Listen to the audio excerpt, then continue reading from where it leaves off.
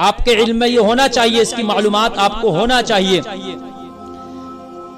कुरान शरीफ के अंदर चौथा पारा और चौथे पारे की ये आखिरी आयत है जो मैं आपके सामने तिलावत कर रहा हूँ। हुर्रिमत अलैकुम उम्महातुकुम व बनातुकुम व अखवातुकुम व अम्मातुकुम व खलातुकुम व बनातुल अखी व बनातुल उख्ती व उम्महातुकुम अल्लाती अरज़अनकुम व अखवातुकुम मिनर रज़ाअति व उम्महातु निसाइकुम व रबाइबुकुम अल्लाती फी हुजूरिकुम मिन निसाइकुम अल्लाती दखलतुम बिहिन्न फला जुनाहा अलैकुम व हलाइलु अबनाइकुम अल्लज़ीना मिन अस्लाबिकुम व अन तजमउ बैनल उख्तैनि इल्ला मा क़द सलफ इन्नल्लाहा काना गफूरर रहीमा।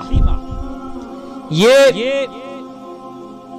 आपको इस आयत के ज़िम्न में, इसके तहत मैं सब आपको बताऊंगा कि किन किन से आप निकाह कर सकते हैं।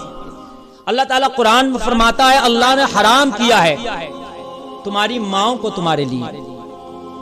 क्या हराम की गई? माएं। मां से निकाह नहीं हो सकता। बहन भी हराम है, बहन से निकाह नहीं हो सकता। बहन से मुराद यहां सगी बहन मुराद है, चचेरी बहन मुराद नहीं, फूफीजाद बहन मुराद नहीं, तैरी बहन मुराद नहीं, खालजाद बहन मुराद नहीं, सगी बहन। सगी बहन से निकाह नहीं हो सकता। मां, सगी बहन, खाला, इससे भी निकाह नहीं हो सकता। फूफी, इससे निकाह नहीं हो सकता। भतीजी, इससे निकाह नहीं हो सकता। भांजी, इनसे निकाह नहीं हो सकता।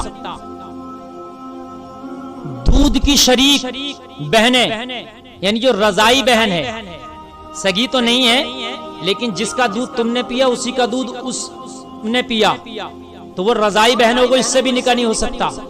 अच्छा, जिस औरत से आप पैदा तो नहीं है लेकिन तुम्हारी रजाई माँ, तुमने उसका दूध पिया है, उससे भी निकाह नहीं हो सकता। रजाई माँ से भी, जिसका दूध पी लिया। ऐसे ही दो सगी बहनों को एक वक्त में आप नहीं कर सकते शामिल। समझ रहे हैं आप? दो सगी बहनों को भी। सुतेली बेटी से, यानी जिस औरत से आपने निकाह किया उसके साथ कोई लड़की भी आई तो वो तुम्हारी सुतेली बेटी हुई, जो तुम्हारी गोद में परवरिश पाई, परवान चढ़ी, तो उससे भी नहीं। अगर उससे खिलवत हो चुकी है, उस बीवी से जिससे आपने निकाह किया उसके साथ लड़की आई, उससे अगर आपने जिमा कर लिया, खिलवत हुई है, तो आप उस सुतेली बेटी से निकाह नहीं कर सकते। हाँ, अगर आपने तलाक दे दिया या उसका इंतकाल हुआ और उस बीवी से आपकी खिलवत नहीं हुई थी, तो उसकी सुतेली बेटी, उसकी बेटी से आप, जो आपकी सुतेली बेटी हुई और उसकी सगी बेटी हुई जिससे आपकी खिलवत नहीं हुई थी, जिमा नहीं हुआ था, फिर आप उससे निकाह कर सकते हैं। ऐसे ही अपनी नस्ली बेटों की बीवियों से, नस्ली बेटों की बीवियों जैसे पोते, परपोते की बीवी, पोते की बीवी से निकाह, बेटे की बीवी, इससे निकाह नहीं हो सकता। ऐसे ही बीवी की मां, उससे निकाह नहीं हो सकता। समझ नहीं आ रहा? उससे निकाह नहीं हो सकता। जिसको सास कहिएगा, सास से भी निकाह नहीं हो सकता। इनसे निकाह हराम।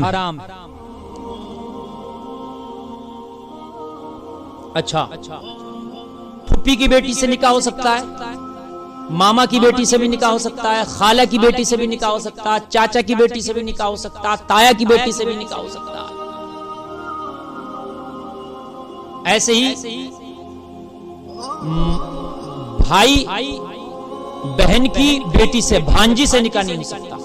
मामा और भांजी का, जैसे भतीजी से नहीं हो सकता निकाह, ऐसे ही भांजी से भी निकाह नहीं हो सकता।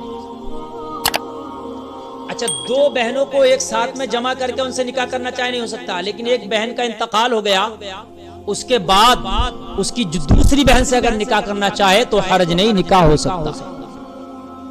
भाई का इंतकाल हो गया तो भाई की बीवी से भी निकाह हो सकता है, हलाल। जैसे अपनी साली से निकाह हो सकता है बीवी के मरने के बाद, इंतकाल के बाद या तलाक के बाद। ऐसे ही भाई के इंतकाल के बाद भाई की बीवी से भी निकाह हो सकता है। ये थी वो कि जिनसे हमारा निकाह हो सकता था। बहुत से लोग सोचते हैं कि फुप्पी की बेटी से निकाह नहीं हो सकता, मामा की बेटी से हो सकता, लेकिन फुप्पी की बेटी से नहीं हो सकता। जैसे मामा की बेटी से निकाह हो सकता है, वैसे ही फुप्पी की बेटी से भी निकाह हो सकता है। कान खोल कर सुन ले। बहुत से लोग सोचते हैं उल्टा पानी चल रहा है, ये सीधा पानी। उल्टा पानी ये सीधा पानी कुछ नहीं है। जो शरीयत ने जायज़ करार दिया है वो जायज़ है, जिसको नाजायज़ करार दिया है वो नाजायज़ है। हमारे और आपके कहने से ये कुछ नहीं होगा। ये वो औरतें थी जिनसे हमारा निकाह हो सकता था, और जिनसे नहीं हो सकता है वो मैंने आपको बताई। इनके अलावा बाकी सब से निकाह हो सकता है। निकाह में उम्र की भी कोई कैद नहीं है कि लड़का लड़की बराबर उम्र हो, लड़का लड़की कम और ज़्यादा उम्र के भी हो, तब भी निकाह हो सकता है, इसमें कोई कैद नहीं। लेकिन जोड़ी मिलाने वालों को चाहिए कि वो ठीक तरीके से जोड़ी मिलाने की कोशिश करें। अल्लाह ताला हमें